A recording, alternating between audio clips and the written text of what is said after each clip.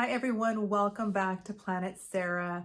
I have been in my writing cave for so long, I can't even remember when the last time I posted a YouTube video was, but thanks for coming back and listening to my poetry reads, where I read my poetry as well as the poetry of other poets who have inspired me.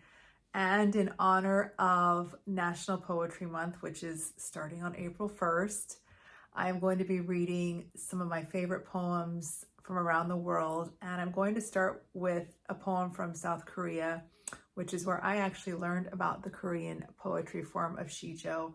It's what I specialize in. It's the only form of poetry that I write. And it's really set me on the path to discovering not only more about the culture, but more about the world of poetry in whole. So hopefully you can find some inspiration here on my channel.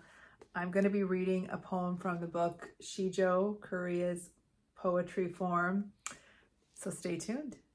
One of the modern masters of sijo is Yi Pyong-gi, who is responsible for modernizing sijo and bringing us into a more contemporary style where more subjects were accepted in the sijo poetry form. Traditionally, it was a lot about nature, but he really modernized it and was active from the late 1800s into the early 1900s. So he is considered one of the 20th century's premier sijo poets.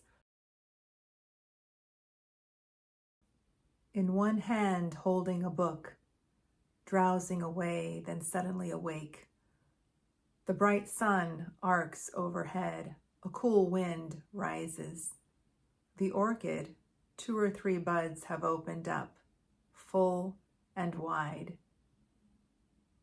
Thank you so much for listening to this sijo, which I chose for 2 reasons. One, to honor one of the modern masters of this Korean sijo poetry form. And 2, because I loved the theme that felt really appropriate for spring.